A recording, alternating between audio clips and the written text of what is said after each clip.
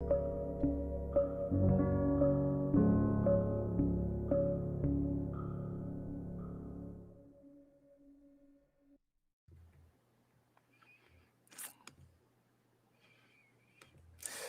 everybody, and welcome to the Capital Gains Tax Solutions podcast, where we believe most high net worth individuals and those who help them struggle with clarifying their capital gains tax deferral options.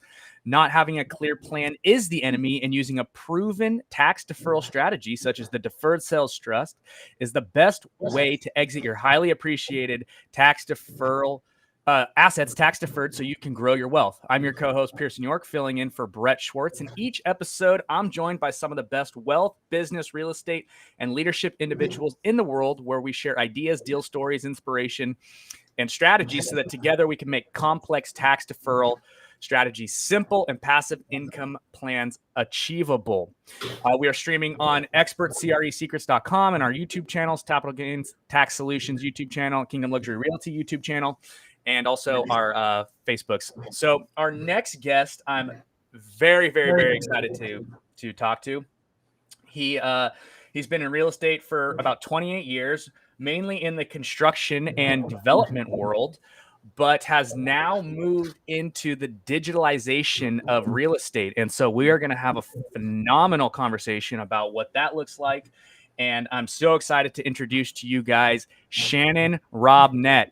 Shannon, how you doing? Good morning. How are you? I'm doing incredibly well. How are you? I'm well, thank you. I'm enjoying the sunshine here. I'm in Puerto Rico. You're in Newport Beach, so we really probably couldn't get further apart in the United States than we are. But we're both in beach towns, so it's great to be here. Yes, absolutely, absolutely. So, Shannon, I introed you a little bit in the beginning here, but why don't you give us a little bit of background and fill in some of those holes about your story and tell us a little bit about yourself. Well, I'm a second generation builder developer and a fourth generation realtor. You know, I grew up at a kitchen table that was straight out of the book, Rich Dad, Poor Dad. So when I finally read the book at 19, when it first came out, I wasn't really impressed. I mean, really, my dad was Rich Dad. I always thought he was Poor Dad.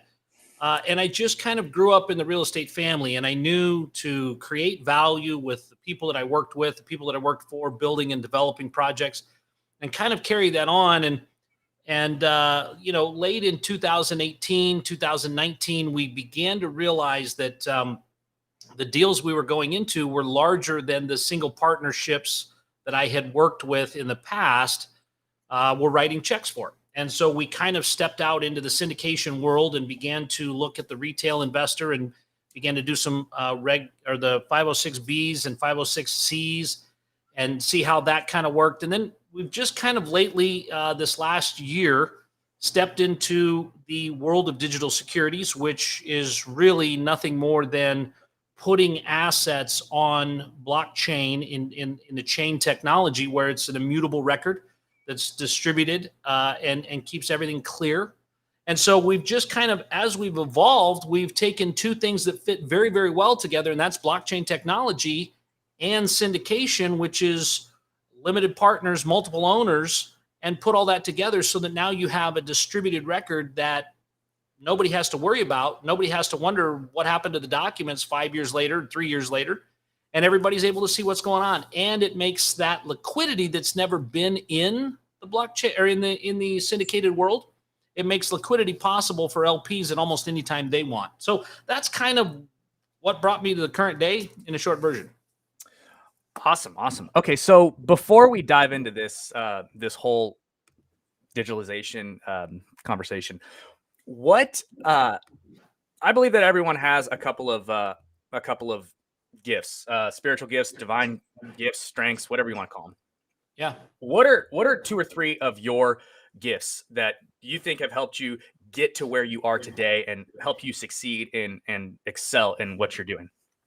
Well, I definitely think that problem solving is one of my main giftings. My wife would probably say problem causing, but the ability to look at something from the beginning to the end and see the different on-ramps and off-ramps for the the solutions and how that works together, whether it's building out a project or building a project and then selling the project and then having the taxes to deal with, having the ownership structures to deal with. So problem solving is one of them.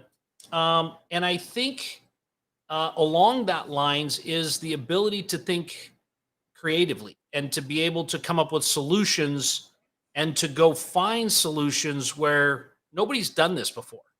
But that doesn't mean we can't. There's a lot of people that are innovators in the world that aren't necessarily extraordinary, other than they just thought of solutions that nobody else had thought of before. Yeah. Okay. So really, you're saying that your gifts are being able to look at a problem, remove yourself from the actual situation, and find creative solutions to solve that problems, even if it's never been done before. I think so. Awesome. That's a phenomenal gift. I mean, it's leadership 101, problem solving. Like I think it's a very important trait that you need to have in order to be a solid leader, is to be able to detach from situations and look, from a massive, like a bird's eye view, and be able to say, okay, hey, look, like this is what's going on. Like, what can we actually do to fix it? And so I think that's really awesome. So let's get into this. The digitalization of securities. So let's unpack this a little bit. You said they go really well together with syndications, and it provides the partners, liquidity and whatnot. So why don't we like unpack that a little bit, and let's talk about some of the advantages to blockchain and syndication, partnerships and that type of thing. First thing I want to set up is the premise that blockchain is not cryptocurrency. Okay. Sure. A lot of people get that confused, and I just want to set that out there. Blockchain is the technology that Bitcoin is founded on, that Ethereum is founded on. And what happens in that is that record is distributed so that everybody that's involved in everybody can see what's happened in the previous transactions and in the current transactions. And the way that works really well is if you think about title chain. Right? You're in real estate. Most people listening to this podcast are in real estate. So they understand the chain of title, but you have to buy insurance for that. Mm-hmm. I just closed on a loan on a piece of ground that I've owned for 4 years, that I bought title insurance for 4 years ago. And now I had to pay $40,000 more for additional title insurance to make sure that I wasn't going to cause problems and lien property that I'd owned. Right. And so there's this cost involved with this insurance to ensure that you didn't do anything you weren't supposed to or didn't disclose something. But the blockchain technology takes care of that. It takes care of that issue without the fees, because when I bought that transaction, I recorded on blockchain technology and I put all of the documents into a smart contract and I recorded on that token or that chain. And then that gets distributed, and everybody that joins that partnership becomes part of the LP, and all of that gets recorded.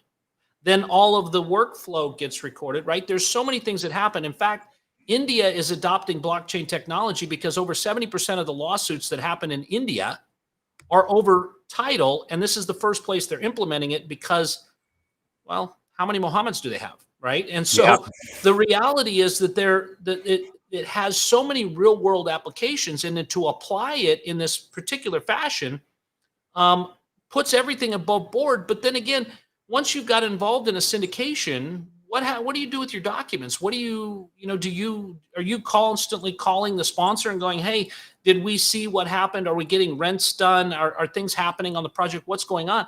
But the distributed ledger contains all that information and allows that access for everybody to see what's going on inside the project as well as outside the project.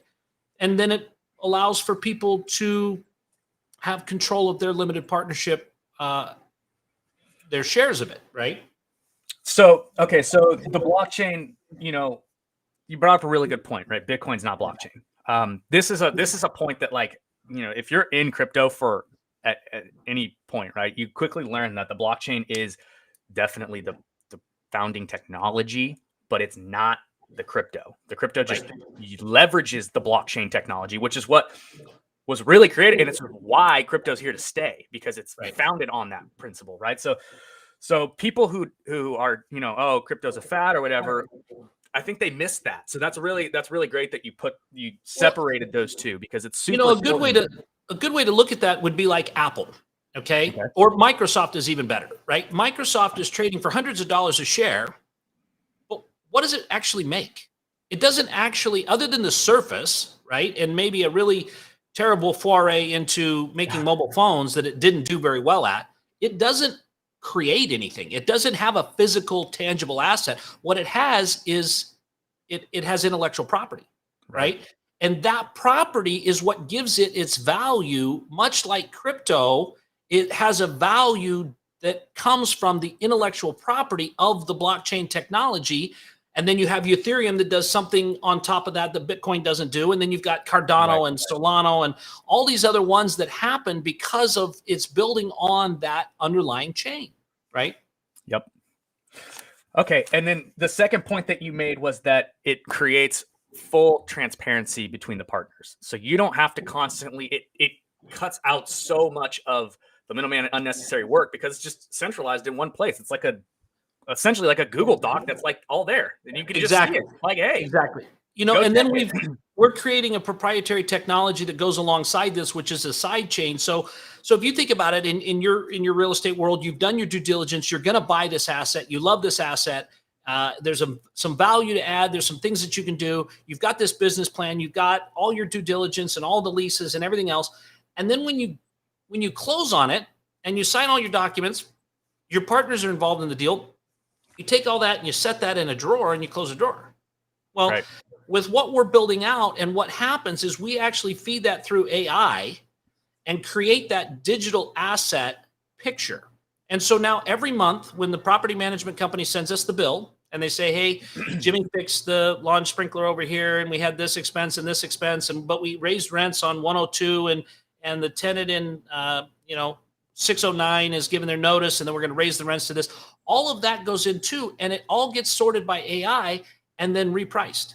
Because as we know in commercial assets, those are based on the cash flow. And when your expenses go up and down, that's due to good management or bad management. And then when your rents go up or down, that's again due to the management. And that's what creates the spread. And so now you've got a digital distributed picture of the business plan in action on a monthly and or quarterly basis that then gets shipped out to somewhere like CBRE or FLL, and you get a valuation that goes with your property on a consistent basis. So now, instead of taking the syndicator's word for it, you've got third-party digital backup to what's happening in your asset that's getting distributed to everybody, that now comes to you, so that now you have a real valuation, not like the one you got from the jewelers on your diamond ring, right? But a real valuation that says that this is what this asset is worth, and this is the true cash flow, and this is what's going on.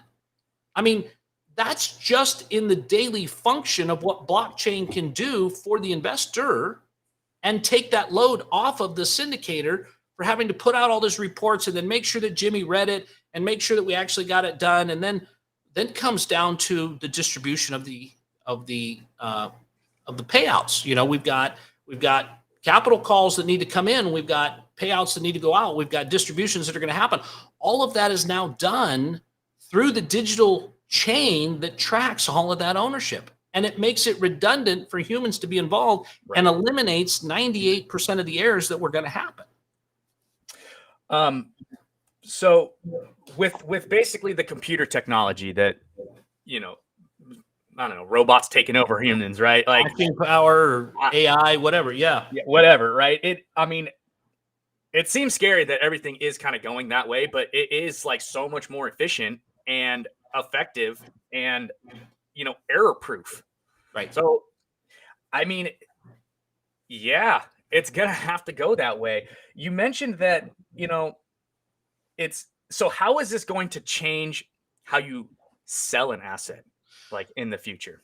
Well, so let's take, for example, let's say that you have most syndicators, and let's just stay with the syndicating world. I'm very familiar with that one. Most syndicators, they have a business plan that says, I'm going to buy this asset for $1 million. I'm going to add value to it. We're going to do some remodels. We're going to raise the rents. And when it's worth $2 million, we're going to sell it. And I'm going to get a portion, and the more the asset becomes of value, the larger portion I'm going to get, called a waterfall. So I'm going to be motivated to raise the price of this from 2 million maybe to 3 million, and then I get a larger slice of it. But what this does is it makes that we've got to have a sale, right? And the reality is we'd probably all really love to buy this asset and hold this asset for 100 years. But as syndicators and as limited partners, we're motivated by the return to sell it. But if we take that digital currency or that digital token, because we don't really know what to call it, but it's a digital security, and we say, hey, we have 1 million tokens of this $1 million asset, and we have 500,000 that are debt tokens, and we have 500,000 that are equity tokens. And now we realize that the debt has stayed the same. It's still 500,000, but the equity has gone up, and now your $1 token is now worth $3 because you've gained $1.5 million in that. And now what if you could do two things that are very popular in the world of blockchain, and that's either DeFi, which is decentralized finance, or you sell. So in a sales scenario, you have a token that you paid $1 for that you could sell for $3. And because it's a digital currency and it's on blockchain, you can transfer title of that to someone else, right? Now we're dealing with the world of securities with the SEC and things. There is a 366-day time limit on that before you can do that. But the reality is now you can sell that. So now you can have control of when you as a limited partner want to exit, right? Or you can involve DeFi. So you bought in, let's say that you brought $50,000 to this deal. You have 50,000 tokens. They're now worth $150,000 because they're now worth $3 a piece. You do a DeFi and you get that out. Let's say you get 60% loan to value. You've now got all of your principal back, plus you made some money on it. You're still in the deal. And as you know, you're not paying taxes on that because it's financed. It's a cash out refinance to yourself.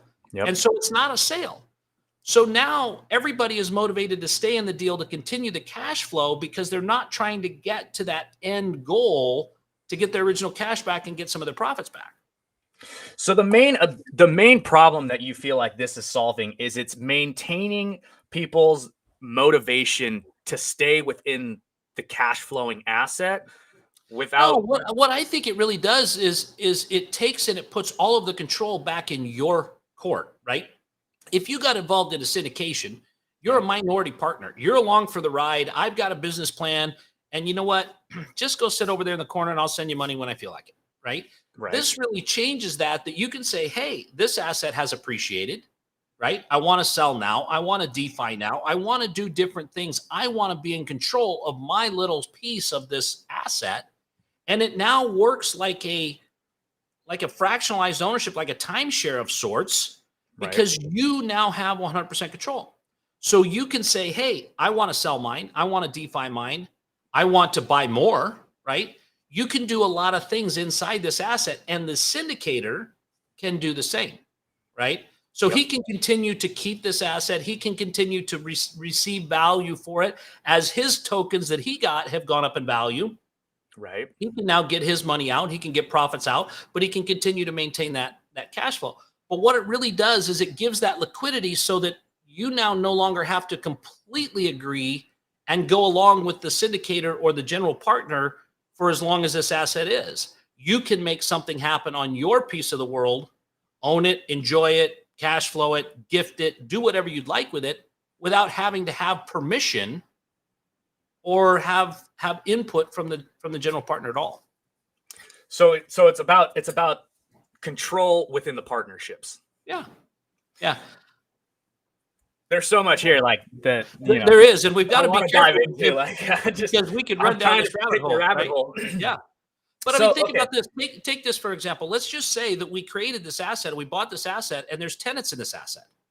We could reward the tenant for paying rent on time. We could actually allow the tenant to become partner with us, right? Fulfill his American dream while never leaving our apartment complex by buying into this real estate with tokens that we've received appreciation on, right? And so there's so many different things that happen here, and it really turns institutional banking on its head. It really takes the power from Wall Street and puts it back into Main Street, because now I can go with you and I can say, hey, let's do this deal. And you go, well, I only want to do this for 2 years. Well, that's cool, because we can create this partnership that allows us to move in and out of it symbiotically as we want to, without creating additional fancy documents about we're selling this and a purchase and sale and all this stuff. It just happens digitally through blockchain technology. So it simplifies everything as well. It really does. It really does. So I think what would be super helpful is let's just walk through like a hypothetical example. Because I think that for the listeners who are trying to comprehend this, right? Like we're throwing a lot of technical stuff at them, right? And trying to, piece everything together. So let's just say that me, you, and Joe, right? We decide that we're going to go into a apartment complex together, right? So walk me through, as you're the expert, right? I'm just a syndicator. I'm throwing my money in, right? Walk me through the flow. How does this actually work? Well, so here's the reality. We create documents, right? And we understand these documents. We have legal documents that say how things are going to work. And then we put those inside a smart contract, okay? And a smart contract is really kind of like a digital capsule, right? So then all of those get printed on the blockchain technology, and it's right there, and it says that you own this much and Joe owns this much and I own this much. And it makes it a digital transaction. So now we can say that you own 1 token, or we can say that you own 1 million, whatever makes you feel better, right? And so then you have those digital securities like shares in the New York Stock Exchange and Apple. And you can now do whatever you'd like with them. You have complete control over those. And the contract inside there says that you, me, and Joe, or partner 1, 2, and 3, that can then become mini partners or whatever, can have these rights, and they function like this, and you do like this, and this is how this whole thing works. And so once we set that up, just the 3 of us, real simple conversation, we can then open that up to a lot of people, drop our investment down to $100, $1 if you'd like, where ordinary people can now buy a part of this apartment complex, own it digitally, understand it digitally, and have that representation in their wallet. In fact, there was a bank in Idaho that actually started taking Bitcoin at the bank. That's how widely accepted this is becoming. Banks are now taking it as cash, or really wanting to trade their lousy cash for your Bitcoin, right?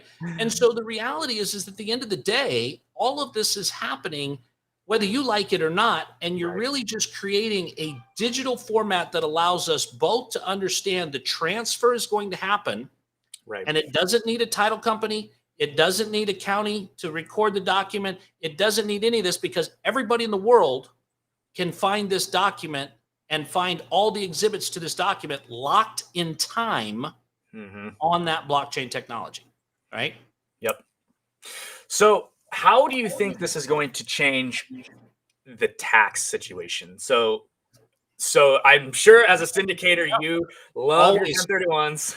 Well, here's the thing though. I mean, I love my 1031s, right? But I live in Puerto Rico, so that I try not to pay. I don't like sponsoring our government, right? I don't like what they do. I like charities. I like to pick where my money goes. I don't like to just give it to people that spend it on, toilet seats on space shuttles or something. Right. But the reality is I believe that it will completely redefine how the tax structure works. I believe that it will allow people to no longer need to sell, right? Because the reality is we have these certain rules in banking. The bank says, hey, Shannon, we can give you 75% loan to value. That's all we can give you, right? And then you have to fill out all this paperwork, and you have to swear on your life, and you have to give us both of your kids, and you have to do all these things that we want you to do in order for us to give you this money. And then we have all these terms and conditions and all this stuff. All of that can go away in the DeFi scenario, where you have people that are looking at it going, hey, I have $100. I'd like to make 6% on it. It's sitting in my checking account. I can now invest it with you into a DeFi pool. We can now fund this deal. And now I, as a syndicator, don't have to sell it to fund my next deal, right?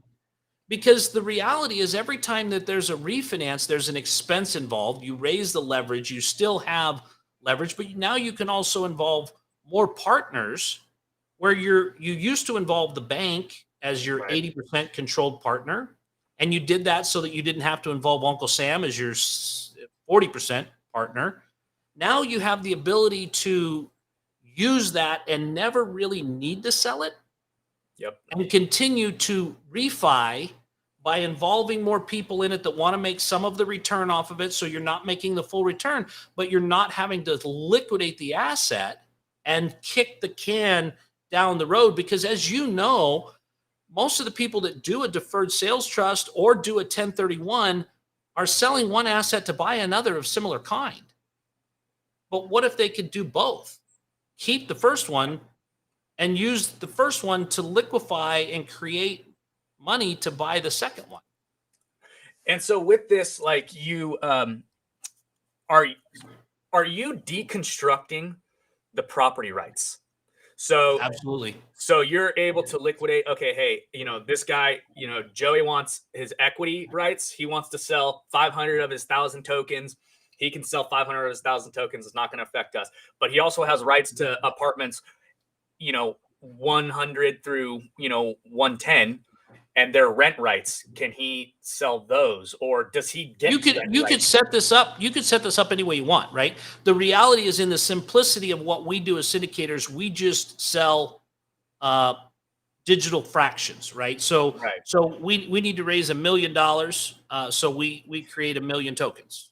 So is the token? I guess the token is it. So let me give some context here. So there's another group that's doing something super similar to what you're doing. But what they have done is they have placed on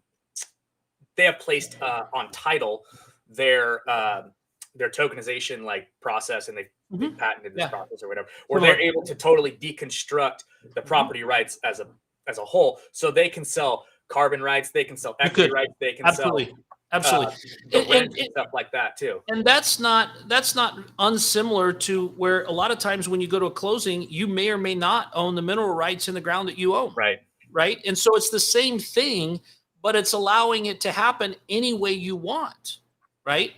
And this is the beautiful thing about that is when you go to the bank and they have all these rules on the things you can't do, when you go to the DeFi world, which is decentralized or deconstructed finance, right, you can say, these are the rules that I want. And you can find people that will accept those rules and loan money based on that. And so you really can set up anything you want. We have a couple guys that we're working with that are wanting to build or wanting to buy producing farms, right? But farms are terrible to loan against because they cost millions of dollars and they produce very little. But you've got, like you said, you've got carbon credits that come with them. You've got the the depreciation that comes with the livestock. Did you know that you can depreciate livestock? Right now, but that's then awesome. You've got all of this pent up livestock that you've depreciated out because a milking cow isn't worth anything in 3 years, right? Chickens don't lay eggs after 4 years. So you've depreciated this asset, this animal out, and now you've got all this pent up depreciation that could be worth it to somebody. What if you could sell that, right? And so it does allow you to completely deconstruct the ownership down to whatever level you want. Yeah. And then assign that or sell that or make money off of it or rent that. So all this is super interesting. I love this. I love this stuff. But so before you were doing this, right? I want to take you back a little bit, right? Because this is obviously a absolute game changer. This is totally disruptive technology. And once people, I think, understand it, it's going to change everything. But before this, right? What was your biggest capital gains tax frustration? What was the issue? The reality was, look, we got a group of people here that we've got a syndication. We've got 32 people in. Okay. Yep. And when we're done and we sell the asset, not all 32 of us are going to want to go the same direction. Right. So if we want to do a 1031, it's kind of an all or nothing thing. Right. They got involved with me. Maybe they didn't want to go 5 years in the deal. All these questions can be resolved in a way that they never were before, right? Right. So now you can look at it and you go, you know what? I just got crushed this year in business, right? I just had some things happen that were horrible, right? Right. Now is a great time to harvest my gain over here, take that gain and wipe out because I have losses that I can use, right? Right. Somebody's getting divorced and they're dividing assets. We got to divide this up. I don't want to sell it. She wants to sell hers or he wants to sell his. You can do that. So it takes it takes everything that we have to use to do as a group. Right. That we either decided that we were going to do together, or we lived together, we died together, we paid taxes together, right? Now we have the ability as individuals to decide what our long-term plan is with our taxes, with our income, right? So think about this. I mean, if you do a value add deal, there's the point in the deal where you're taking $1 million asset and you're turning it into a $2 million asset, right? That's where the gain is. That's where typically young people love the appreciation.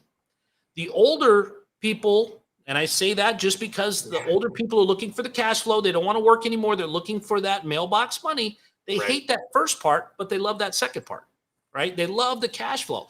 Well, what if I could get involved in a deal, take the appreciation, sell my shares, treat them as it's a sale of property. I can treat it as my own individual 1031, go about my own business, sell it to somebody that's looking for the cash flow, and this asset as a whole doesn't even ripple the pond of what everybody else wants to do. Right. So the tax benefits now become the personal choice instead of the GP's choice about what's going to happen to the LP investor. Yeah, absolutely. So, I mean, this is definitely going to disrupt. I mean, right now with like the deferred sales trust, I think one of the things you've mentioned it a couple of times, so I'm assuming you're decently familiar with it, but it's different than a Delaware statutory trust. Yep, it is. So I just want the listeners to know that. But that's one of the huge benefits to a deferred sales trust is you can sell your asset, any type of asset. It doesn't have to be real estate, and you can diversify into different things. So people could sell their primary home, that has a $600,000 capital gains tax liability, and they could go right into Shannon's deal with their assets and buy tokens up and their apartment building that you're building in Boise. Right. Where do you do a lot of your syndications? So we do a lot in Boise. We're starting to do stuff in Texas and Florida now. We're looking at a couple deals here on the island in Puerto Rico. So we were not needing to leave our primary market, but now we are, thanks to a lot of people from California pushing prices to where we've never seen them before. So how far along in this process are you as far as like being able to actually tokenize and people like able to like buy up? So in your deals. So we're actually in the process. I think January 16th, we're actually going to tokenize an asset live. So I want to be involved.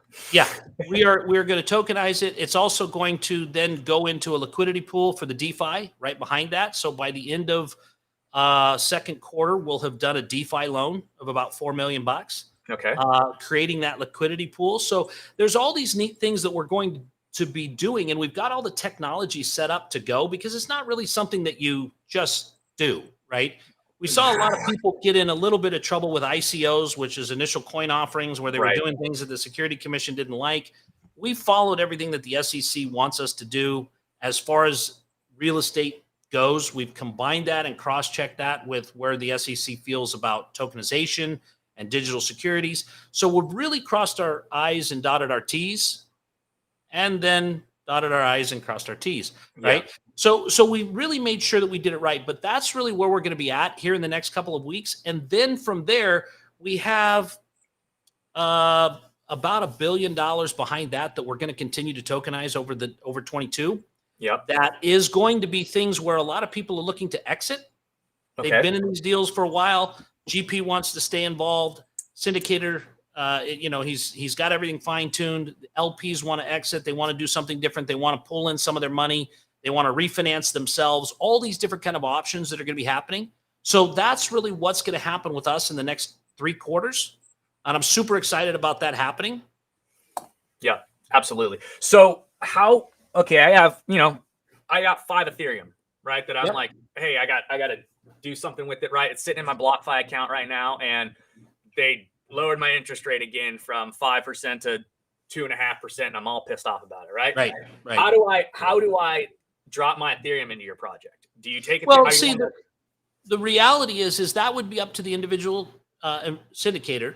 But what we're looking is at a liquidity pool that would allow you to come in and be my decentralized finance, right? So you can now either stake your Ethereum, right? We'll have that protocol where you can stake your Ethereum, or you could go to a USD, UST, and come into the deal and just collect a 7% coupon based on your US dollars or your Tether coin being in the liquidity pool, right? Gotcha. So you can either become a fractionalized lender, or you can become a staking partner. So those are the 2 options. If someone is like, hey, I'm interested in diversifying some of my assets, I want to tie my crypto to a hard asset that's going to appreciate, maybe not as fast as some of the other assets that are appreciating in the crypto world, but steady, and we know that there's value behind it, and that it's not going to just tank. Like, it's going to be a lot more stable, earning at a 7% rate. Good to go. The other aspect of that too is the fact that you have to understand that there is actually a hard asset behind the intellectual property, right? Right. So Ethereum is an intellectual property. Right. We have an actual office building or an actual apartment complex or an industrial project that is actually behind that digital currency, that digital security. So there's part of both. Right. Yeah, definitely. And I think that's what a lot of people get hung up on is, right? They're like, we don't, it's just supply and demand. And it's so much further than that, because I'm assuming your, technology is built either on the Ethereum or the Polygon, chain. And so Avalanche. you're utilizing, which one? Avalanche? Avalanche. Yeah. You're building on Avalanche. Okay. So, I mean, you got to use one of those like underlying technologies to have the smart contract, to have the blockchain, so that if you don't have them, Right. So, so people need to get the Avalanche coin in order to. Well, and what we're doing really right now is we're doing everything in fiat, and then we're tokenizing. And so we're not at that place. And the reason we're not at that place isn't us, it's the SEC.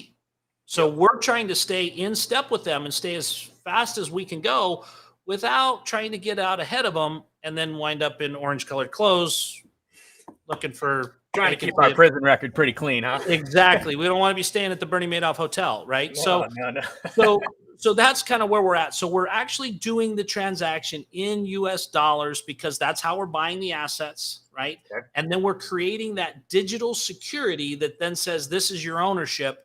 Take it and go put it in your wallet, literally put it in your digital wallet, and then make it tradable that way.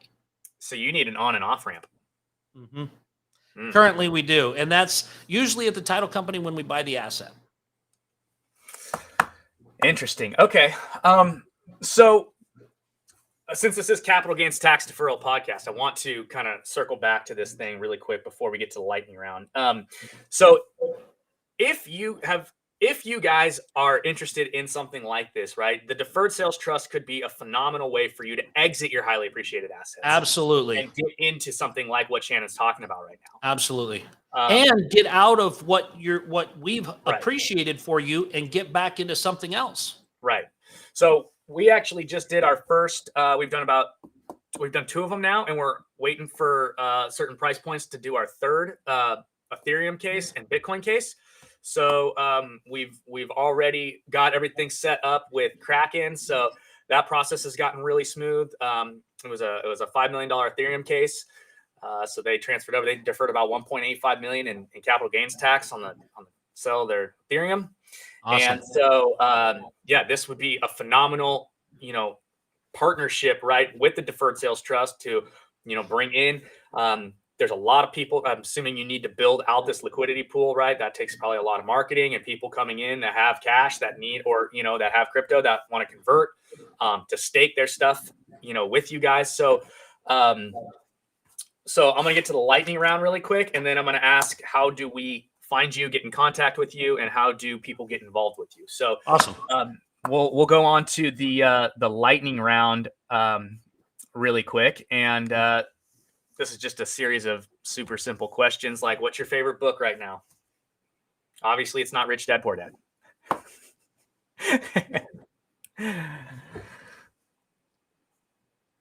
Say that again. You broke up. What's your favorite book? Right now I like the book. The one I read this last year was Never Split the Difference with Chris Voss. Oh, great book. It's a great negotiating book. It really kind of brings home the fact that you can have what you want if you know how to give other people what they want. Yep, absolutely. Awesome. What's your favorite leadership quote? Well, it's right here.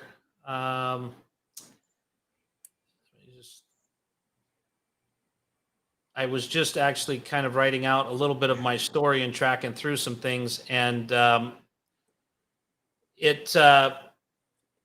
character isn't defined by the battles we win or lose, but by the battles we dare to fight. Nice. I like that. Battles we dare to fight. Got kids? 6 of them. 6 of them. Wow, I got 3, so I'm halfway there. We like all of our kids half the time and half of our kids all the time. Yeah, that makes a lot of sense to me. I always ask, who do you like the most, right? Because we love them all the same. Well, yeah, we love them all equally, right? In different ways. Exactly. One day I'll like one way better than the other. That's for dang sure. For sure. So, okay, cool. All right. Where can people find you? How can we get involved? How can we stake our stuff? So the easiest way to do that is just shannonrobnett.com. From there, you can follow that through. You can get to our platform. You can get to our syndication deals. You can see everything we've got going on. You can see our job site cameras. I mean, everything that we have going on is right there. So one central point, shannonrobnett.com. Okay, and that's SHANNONROBNETT.com. Awesome. Okay, so go to your website, and from there you'll be able to find. Hopefully, it's done on some super simple. It is website now where everyone. If a contractor can do it, anybody can do it. Hey, you know what? Absolutely. All right. Well, Shannon, it was a pleasure to likewise interview you and to have that conversation. And I'm super thankful that you came on. You gave us some phenomenal insights onto the future and where things are going, and I'm very excited to put my stakes in some of your deals, because I feel like you will have amazing deals. So thanks everybody for listening to another episode of the Capital Gains Tax Solutions podcast. As always, we believe the most high net worth individuals and those who help them struggle with clarifying their capital gains tax deferral options. Not having a clear plan is the enemy, and using a proven tax deferral strategy is the best way to grow your wealth. Please rate, review, and subscribe. And guys, we'll see you on the next one. Have a good one.